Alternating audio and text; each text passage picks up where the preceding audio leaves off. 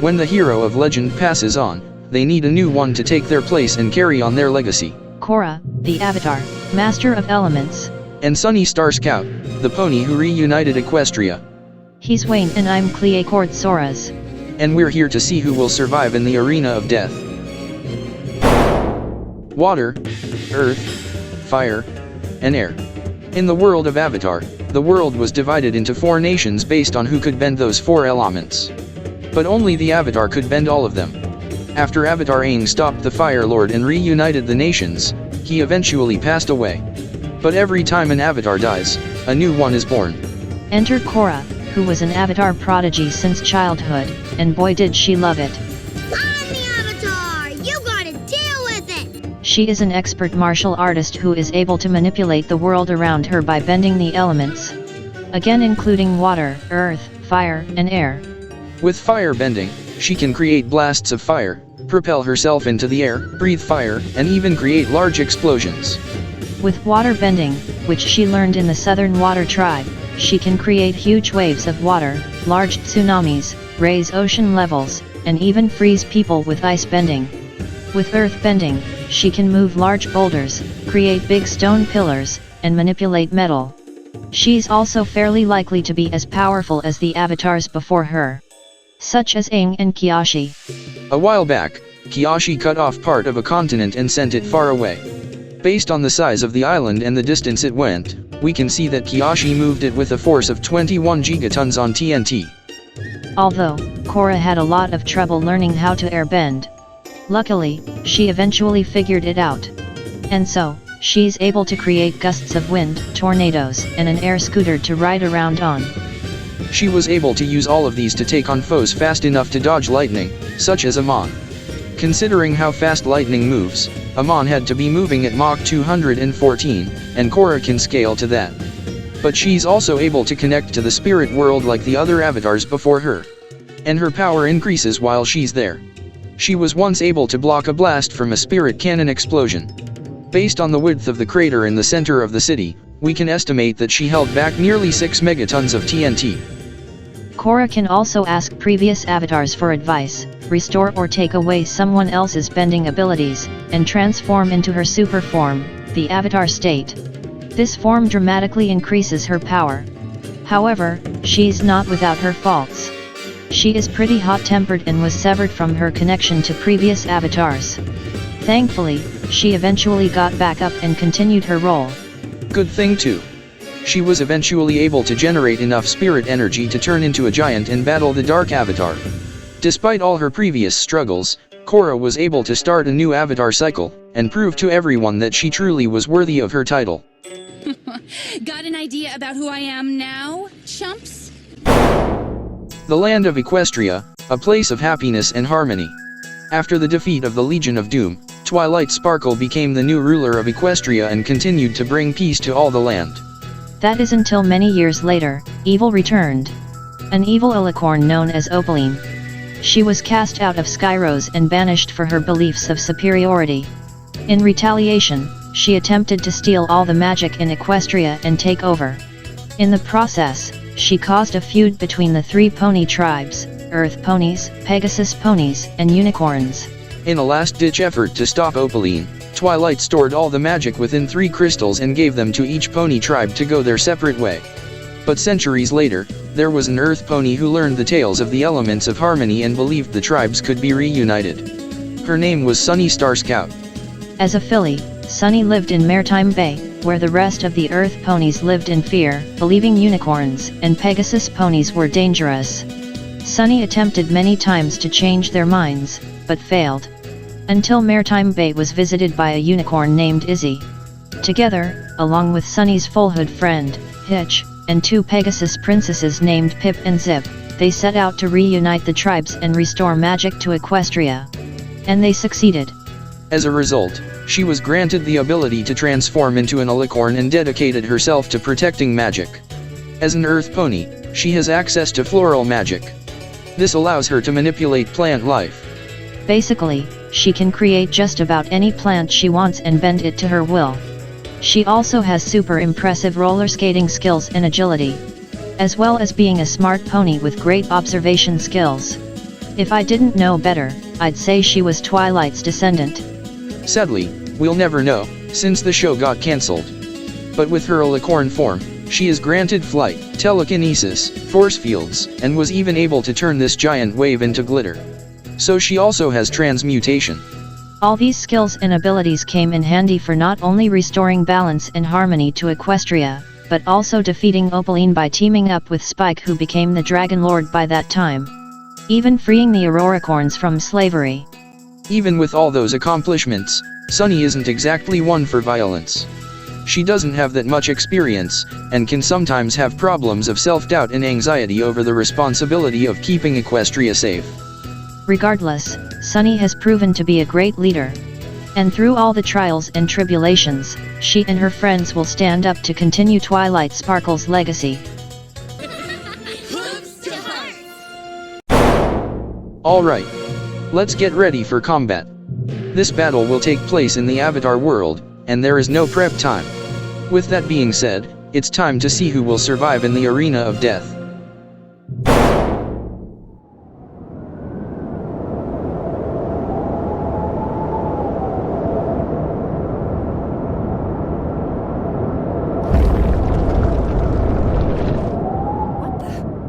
What was that?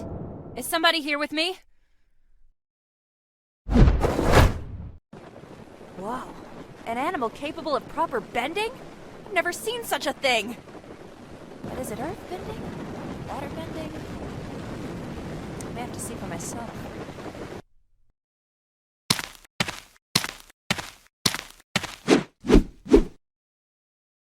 Easy does it, girl. I won't hurt you. Huh? Now why would you hurt me for? You can talk? Are you some kind of spirit of these meadows?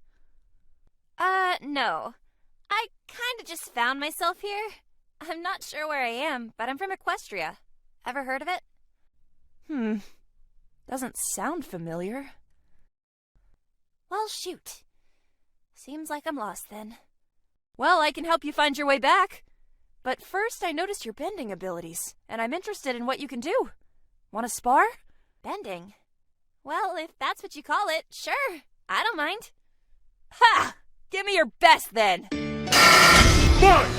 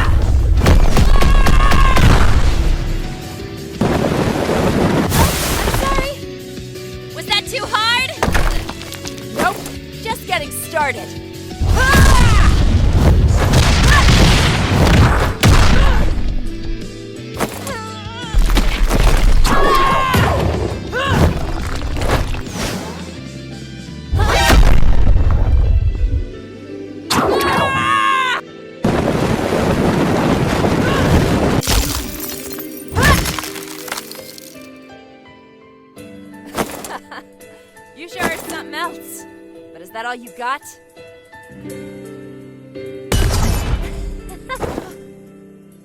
You can fly now? I seriously doubt an animal can be an avatar too. Sorry to burst your bubble, but I'm not going down so fast.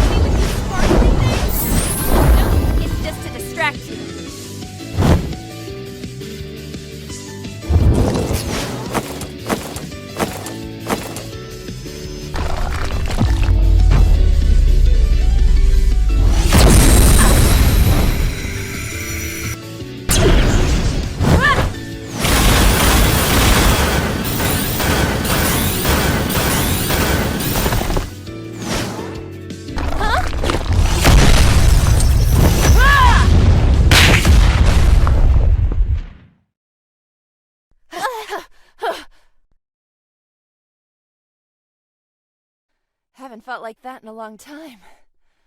How are you holding up? I could be better. Well, I definitely learned a lot from that battle. Maybe I can use that same magic you used. Magic... what? Alright, I need to head back to Equestria. Are you still willing to help? Of course. Let's head back to my hometown to get things sorted. The Avo what? If it wasn't obvious, I'm the Avatar. You're kidding! KO! Well, that was a very peaceful ending. Surprisingly, this fight wasn't nearly as one-sided as it looked on paper. Sunny's flight speed is comparable to other Pegasus ponies, between 50 and 150 miles per hour. Not to mention her high intelligence. However, Korra could easily take down the fighters in her universe with her amazing bending and combat skills. Not even the top benders were a match for her, especially in her avatar state. Despite that, Sunny wasn't completely outclassed. Her intelligence, competence, and observation skills made it possible she could have outsmarted Korra. Not to mention that Sunny was fast enough to block attacks from Opaline. Impressive, even Sunny had very little combat experience at the time. But Korra has been training her entire life. What made this battle far more interesting was this question: could Sunny's alicorn form keep up with and take down Korra? Surprisingly, Sunny did have a way to take down Korra. Her glitter magic. With this, Sunny could turn basically any projectile attack Korra threw at her into glitter. She could have even turned Korra into glitter if she got up close. But Korra could eventually figure out what Sunny could do and find another way to surprise her. Especially when the avatar state comes in. She actually could use earth bending to create an attack Sunny would be completely caught off guard by. And if Korra brought Sunny into the spirit world, she'd have even more control over the battlefield. While Sunny's great intelligence and magic could have gotten her the win in some scenarios, Korra's far greater skill, experience, and abilities give her the victory more times than not. Sunny really got bent out of shape. But that's what happens when you horse around. The winner is Avatar Korra. Thanks for watching.